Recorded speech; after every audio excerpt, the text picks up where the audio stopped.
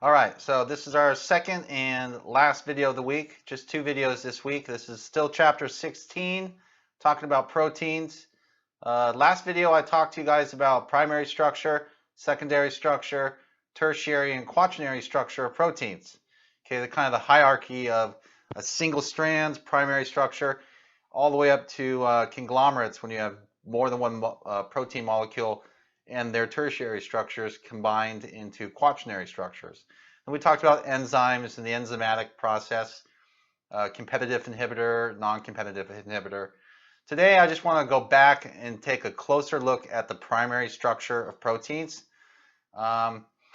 Specifically, how exactly do amino acids link together? Like if I have one amino acid on the left, another amino acid on the right, what do they have to lose in order for me to make that peptide bond? What has to happen to make that amide linkage?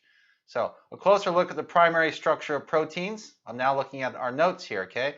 So amino acid 1 on the left, I'm just drawing the part that's going to make the peptide bond, the C double bond O part. Amino acid 2, you can see the NH part. Now, originally that NH was an NH2 or even an NH3 plus. Originally in amino acid 1, that was a C double bond O OH or even an O minus. So let's take a closer look, okay? First of all, which of the amino acids do you guys have to know? I'm going to draw the 7. I want you to know how to draw these 7. Okay, that's not too bad considering on page 551, there are 20 essential amino acids found in table 16.2. You only have to know 7. Here they are. Glycine. Glycine, the R group, is an H. So I'm drawing these at pH 7. Isoelectronic, it's called. These are called Zwitter ions. That's not important. Just my amino terminus, my N terminus, is shown as NH3 plus. And my C terminus, my carboxyl terminus, is COO minus. Now I'm putting a box around the blown out, fully drawn structures. I think it's easier for you just to remember. And look, they're the exact same every time except for the box. That little box is the R group. That's what makes the amino acid different. Now when I write OR and I draw the other one, I'm just condensing my NH3 plus and my COO minus. Okay, that's the only difference. You should know how to draw both. Phenylalanine. So glycine in that little mini box was an H. Alanine has a CH3 R group. Phenylalanine, which is abbreviated PHE or even a single letter F, the R group for phenylalanine is C. You see it down there? CH2 with a benzene ring. Okay, and I just now put a little box around it. Everything else is the same. NH3 plus on the left, COO minus on the right, with a little hydrogen above. If you want to know what that carbon in the very middle is, it's referred to as the alpha carbon.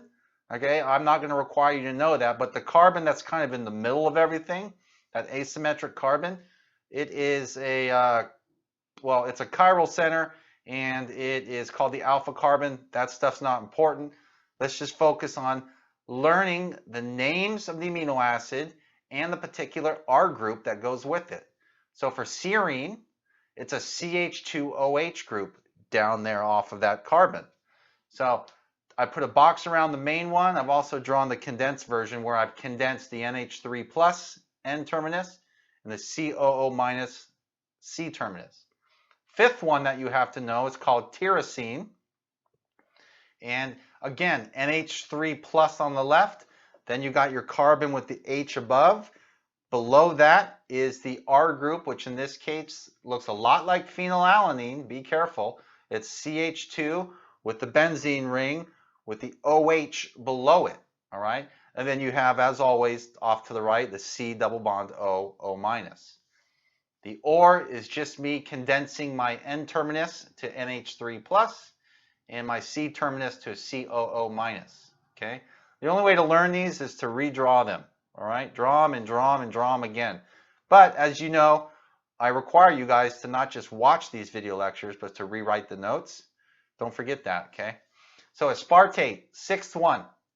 Aspartate has it's the one that has actually a negatively charged R group. Okay, this is a CH2 with a COO minus. So the R group is a CH2, C double bond O, O minus. All right.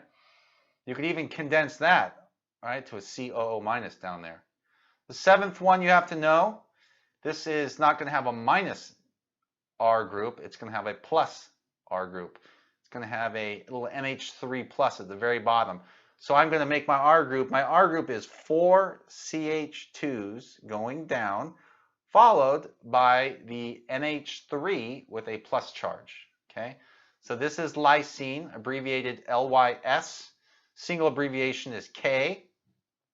So that's 7 of the amino acids. All right, you need to know those 7.